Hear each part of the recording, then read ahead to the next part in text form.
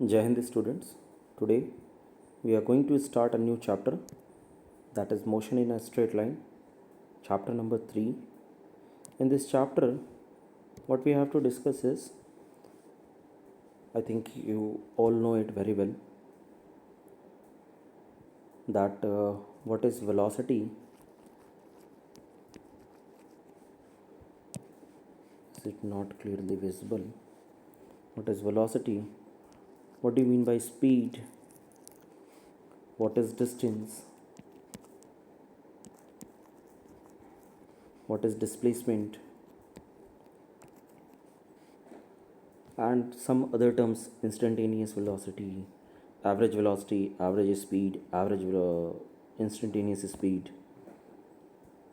So this all thing we have to deal with this in this chapter. Before starting the chapter, we are studying this chapter in the umbrella of kinematics.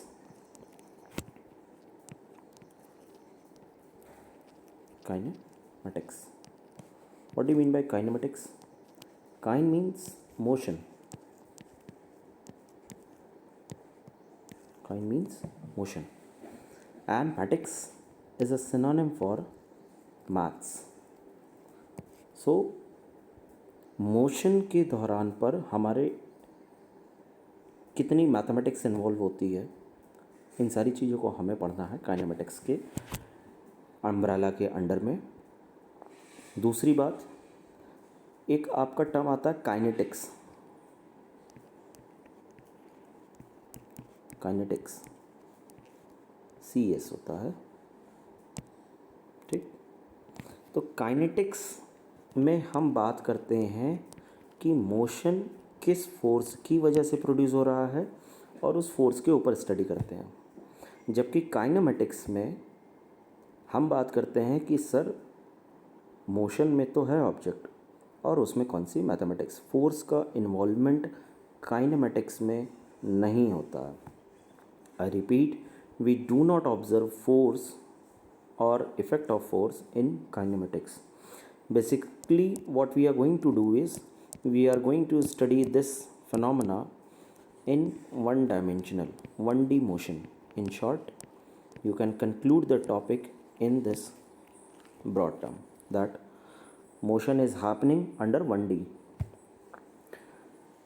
इसको आप और क्या कह सकते हैं? इसको हम बात कर सकते हैं लीनियर या रेक्टिलीनियर भी बोला जा सकता है.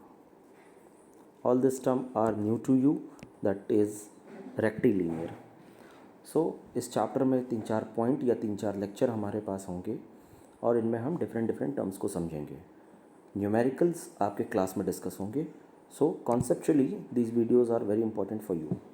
Now what is motion? To locate the position of an object we require a reference point, that is origin, and a set of axes. Axes मतलब सर जो आपने पढ़ रखे हैं ना, X, Y एंड Z. हम जहाँ पर भी मोशन की बात करेंगे हम इस प्लेन में बात करेंगे. वैसे तो दुनिया बहुत बड़ी है, पर एक सर्टेन सेट ऑफ पॉइंट पर ही हम बात करेंगे. Suppose I am starting my motion from this position. This is known as my initial position and go up to this position.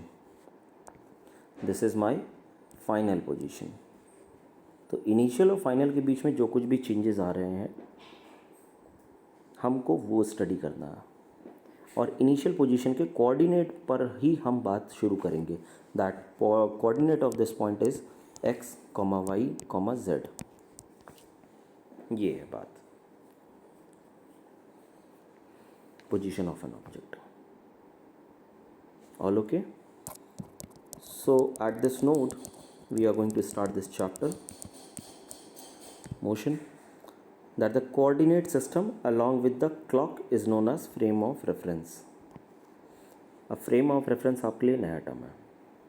Frame of reference means, suppose you are traveling in a train, you are sitting in this train and there is another person who is standing outside. When we see the whole object that is train plus you from the outer side, I can say that you are in motion, train is also in motion. But for a person sitting near to you in the train, you both are not in motion at all. इसका मतलब ये है कि आपको बाहर से देखा जाएगा तो ट्रेन भी मोशन कर रही है, आगे जा रही है, उसके साथ साथ आप भी जा रहे हैं और आपका बगल में बैठा हुआ पर्सन भी आगे जा रहा है, ठीक। लेकिन जब आप एक दूसरे को देखेंगे, अंदर ही अंदर एक दूसरे को आपने देखा, तो अभी आप मोशन में नहीं, क्योंकि आप दोनों बैठे हुए हैं। सपोज़ करिए कि ये आप उठते हैं, दूसरी सीट पे जाके बैठ जाते हैं, तो इस बंदे के लिए, फर्स्ट बंदे के लिए आपने अपनी पोजीशन को चेंज किया और आप मोशन में गए। इसको अपन कहते हैं फ्रेम ऑफ रेफरेंस, कि बाहर से देखने पर आपका रेफरेंस ऑफ फ्रेम क्या है, मोशन का है। While seeing from the inside to the another person who is sitting near by you, you are not in motion, that means you are taking a second frame of reference. हम frame of reference की बात इसलिए करते हैं ताकि चीज़ें सहूलियत भरी हो जाएं और आसान हो जाएं, ठीक। Now very basic and important term, what is distance? So distance is nothing but the actual path length travelled by an object is known as distance. मतलब बंदा यहाँ खड़ा है, उसके थोड़ी देर बाद वो यहाँ गया, फिर यहाँ गया, फिर यहाँ, फिर यहाँ। So the actual path length, मतलब आपको क्या ऐड करना पड़ेगा, ये डिस्टेंस ऐड करनी पड़ेगी, उसमें आपको ये डिस्टेंस ऐड करनी पड़ेगी, फिर ये डिस्टेंस ऐड करनी पड़ेगी और ये डिस्टेंस ऐड करनी पड़ेगी। अब इसके लिए क्या है, सपोज़ करिए मैंने आपको पहला कोऑर्डिनेट दिया है x, y, x1, y1 sorry, और सेकंड कोऑर्डिनेट मैंने आपको दिया x2, y2, थर्ड कोऑर्डिनेट दिया मैंने x3, y3, और फोर्थ कोऑर्डिनेट मैंने आपको दिया x4, y4। अब आपको मैथमेटिक्स क्लास 10th के हिसाब से पता है कि इस लेंथ की डिस्टेंस आपको निकालनी है, तो आप कैसे निकालेंगे? Distance between two points, formula क्या था? Formula was x2 minus x1 plus y2 minus y1, इसका स्क्वायर, इसका भी स्क्वायर, और ये आप अंडर रूट ले रहे थे, जिसको आपने मैथमेटिक्स में पढ़ा था, distance between two points. All okay?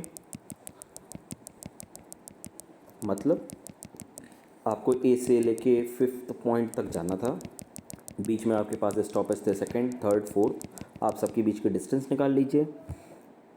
जो भी मैथमेटिक्स लगानी है वो डिस्टेंस निकालिए, निकालने के लिए आप उसको कैलकुलेट कर सकते हैं। दूसरी इंपॉर्टेंट बात, इट्स अ स्केलर क्वांटिटी, ठीक। Now what is displacement? Displacement is nothing but the change in position is known as displacement. और कैसी होनी चाहिए ये जो डिस्टेंस है, this must be the shortest distance, this must be और this should be the shortest distance. The shortest distance between the initial point and final point is known as displacement. और ये एक वेक्टर क्वांटिटी होती है। हम क्या कह सकते हैं कि शॉर्टेस्ट डिस्टेंस निकालने के लिए सर आप फाइनल पोजीशन में से माइनस कर दीजिए इनिशियल पोजीशन को। So the displacement is a vector quantity, and to find the displacement you have to find the shortest distance, and to find the shortest distance what you have to do is final position minus initial position. That means अगर मैं in short कहूँ, so x2 is the final position of an object and x1 is the initial position, so the difference between them is known as displacement. अगर आपका x2 is larger than x1, if position of x2 is larger than x1, that means x2 minus x1 gives you as the positive value, so we will say that my displacement is positive. But if x2 is less than x1, so I can say that my delta x और displacement is negative. Now इस topic को मैं यहीं पर ही break कर रहा हूँ, क्योंकि वीडियो आपकी क्रिस्पी रहे, शॉर्ट रहे और आप उसके ऊपर न्यूमेरिकल प्रैक्टिस कर सकें। So I will take this position time graph, that is X T graph, in the upcoming video, and till then practice your numericals on distance and displacement, which I will discuss in classroom. So thank you and Jai Hind beta.